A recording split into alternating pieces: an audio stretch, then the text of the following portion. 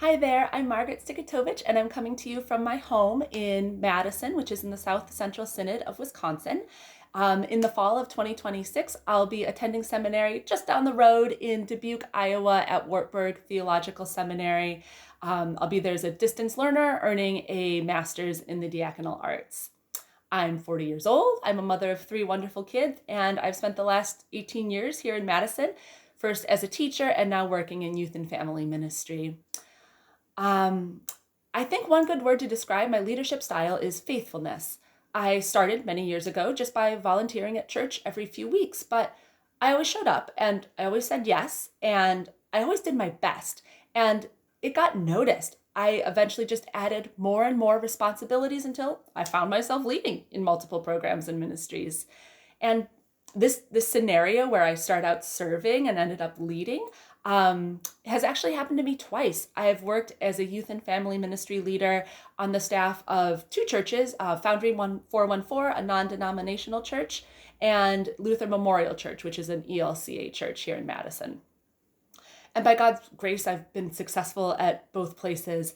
Besides faithfulness, I'm also blessed with the confidence to be both outgoing and vulnerable. And it's something that just makes other people feel comfortable and willing to work with me.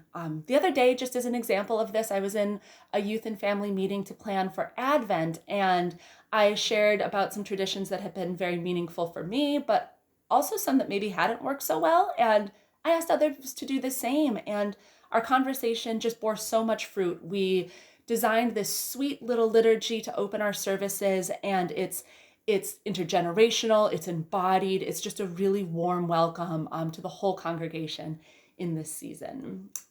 And speaking of congregation of church, the ELCA, it's very different from the evangelical and non-denominational traditions of my past. What excites me about the ELCA is that it treats the gospel like it's alive, which of course it is. It's dynamic, it's radical, it's at the forefront of welcome and inclusivity. The ELCA is Christ-centered. It puts the ministry and teachings of Jesus first and then embraces the complexities that come with that. We are living in the mystery and we're doing it together.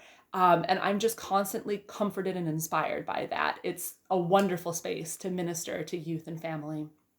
And yeah, youth and family has been my main area of focus for the past years, and going forward, it certainly will continue to be so. But I love teaching in many forms, whether it's youth or adults or both.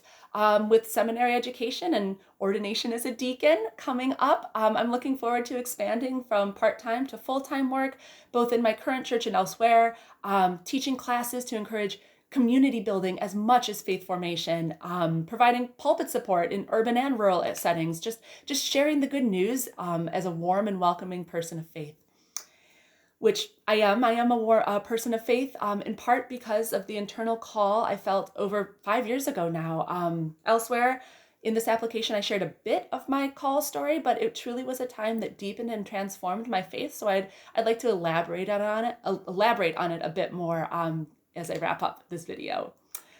So here it is, my story. One summer Monday back in 2020, when I was working as a volunteer director for Foundry 414, that's when the Spirit called me. I was walking home from the grocery store when all of a sudden my heart groaned. I realized that my Sunday school students were growing up in a world shaken by a global pandemic and societal upheaval. I suddenly understood that these young people needed more than a teacher. They needed a minister. And my heart groaned to be that minister, that person who could walk with them in a holistic way. Two things happened. First, I heard an accusatory voice in my head saying, you're too old to be a youth minister. It'll have to be someone else. But then second, a warmer voice in my heart. How many people have said they're too old? Remember Sarah? Remember Zechariah? The limits you place on yourself are nothing compared to God's power. So I put down my grocery bags, and the Spirit continued to speak to my heart. She brought the story of the feeding of the 5,000, where Jesus notices a little boy and what the gifts he has brought. He takes these gifts, he blesses them, and he multiplies them. And that's what the Spirit said to me. Bring me your gifts. Bring me your gifts, and I will multiply them. after that, I picked up my bags, walked home, called my pastor, and by Friday, I was hired as a staff member, and the rest is history.